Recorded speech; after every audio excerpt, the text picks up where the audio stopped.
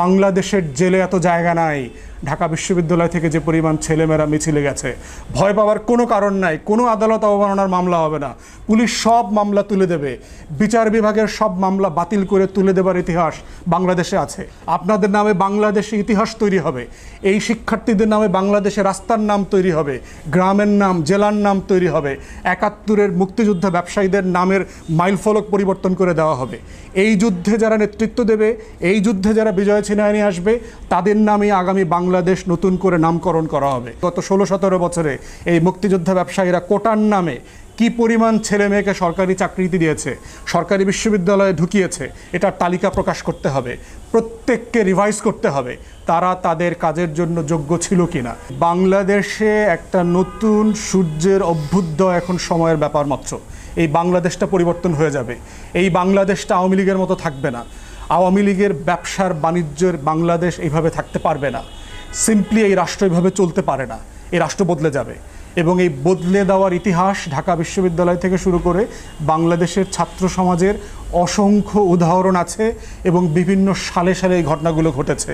তাই বলবো যে ফুটবলের মাঠ রেখে, ক্রিকেট খেলা দেখা বন্ধ করে, ফেসবুকিং বন্ধ করে, টিএসসিতে গাঁজা খাওয়া বন্ধ করে আপনারা আন্দোলনের মাঠে আসেন। না হলে এই লড়াই আবার ৬ মাস পরে করতে হবে, আবার ২ বছর পরে করতে হবে। শুধু কোটা সংস্কার করলে হবে না, রাষ্ট্রটাকে সংস্কার করতে হবে, রাষ্ট্রটাকে বদলে দিতে হবে। শুধু কোটার সংখ্যা কমে গেলে সমাধান হবে না। আবেদ আলীদের মতো এই যে বড় বড় বাটপার আওয়ামী সিন্ডিকেট টিএসসিতে বসে আছে, তাদের প্রশ্ন ফাঁসের চক্রান্ত বন্ধ করতে হবে। তাদেরকে প্রশ্ন কেনা বিচার, ব্যবসা বাণিজ্য বন্ধ করতে হবে। এবং আমরা একইভাবে দাবি করছি, গত ১৬-১৭ বছরে এই মুক্তিযোদ্ধা ব্যবসায়ীরা কোটার নামে কি পরিমাণ ছেলে মেয়েকে সরকারি চাকরিতে দিয়েছে, সরকারি বিশ্ববিদ্যালয়ে ঢুকিয়েছে, এটার তালিকা প্রকাশ করতে হবে। প্রত্যেককে রিভাইজ করতে হবে তারা তাদের কাজের জন্য যোগ্য ছিল কিনা।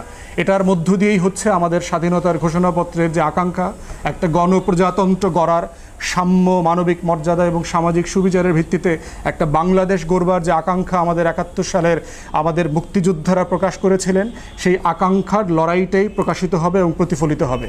আমরা সেই লড়াইটা চালিয়ে নেওয়ার যে দায়িত্ব শিক্ষার্থীরা এবং ছাত্র সমাজ নিয়েছে, আমরা আশা করব আপনারা এই দায়িত্বটা চালিয়ে যান। আপনাদের কমরেড সহযোগীরা যারা আহত হয়েছে তাদের পাশে দাঁড়ান, ভয়কে জয় করেন। মনে রাখবেন জহির রায়হানের যে সে ফেমাস উপন্যাস, আগামী ফাগুনে আমরা দ্বিগুণ হব। বাংলাদেশের জেলে এত জায়গা নাই।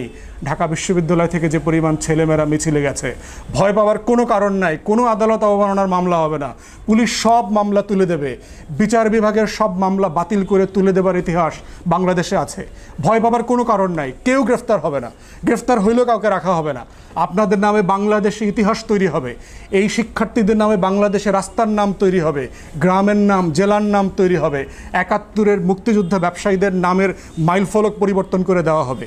এই যুদ্ধে যারা নেতৃত্ব দেবে, এই যুদ্ধে যারা বিজয় ছিনিয়ে নিয়ে আসবে, তাদের নামে আগামী বাংলাদেশ নতুন করে নামকরণ করা হবে।